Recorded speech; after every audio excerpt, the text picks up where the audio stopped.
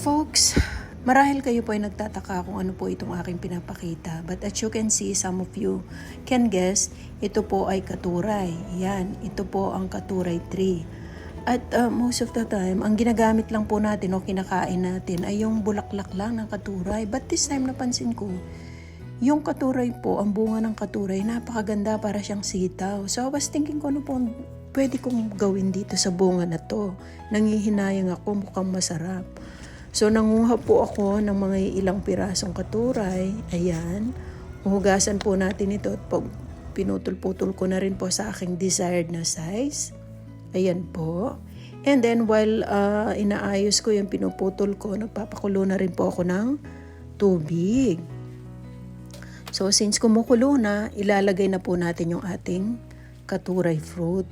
Ayan, iba-blanch lang po natin ito mga kapatid. Ayan. Hindi po natin ito pakukuluan or palalambutin ng sobra dahil ito po ay gagawin nating pickled.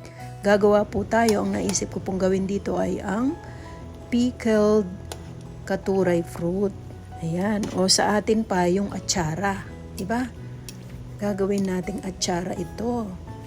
Ayan, so takpan natin. And then, so kinat na po natin yon since kumulo na ng konti. Try natin kung pwede na. Bibiling-biling natin ng konti para balance yung pagkaluto. Try natin kung pwede na.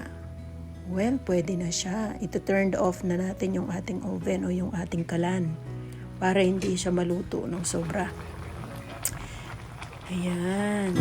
So, meron na rin po ako, as you can see, meron na akong naka-prepare na tubig. Tubig na malamig yan.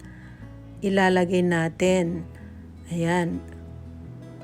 Ilalagay natin kagad sa ating malamig na tubig yung ating katuray fruit. At saka natin anlawan para mawala yung init. Kasi kung hindi po natin siya anlawan ng malamig din, baka po sobrang lumambot siya.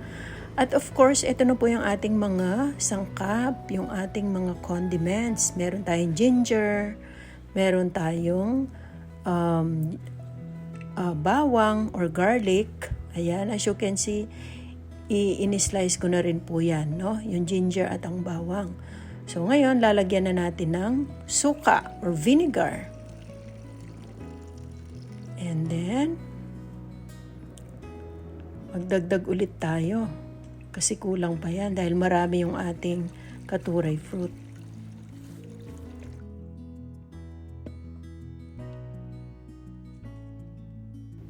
And then, ilagay na rin po natin yung ating asin o yung salt natin. So, timplahan nyo lang po. Ayan. Tansyahin nyo lang kung gaano karami. Wala akong specific na proportion kung ilan, kung ano yung measurement ko. Tinatansya ko lang po yan. Ayan. Tapos, atin na po siyang i-mix. So, wag po natin kalimutan, magdadagdag po tayo ng water dyan, of course. So, ganun din po, tansyahin lang po ninyo yung water nyo. Wala po tayong specific na measurement dyan.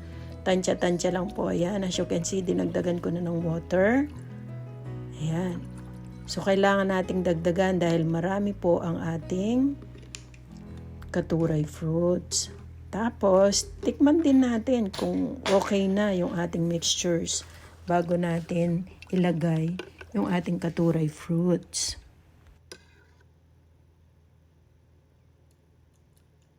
Ayan, okay na. Ilalagay na natin yung ating pinakalas ingredients, yung chili. Ayan, para masarap ang ating pickled katuray fruit. And then, imimix natin yan at saka natin ilagay yung ating katuray fruits. Napakasarap nito, guys.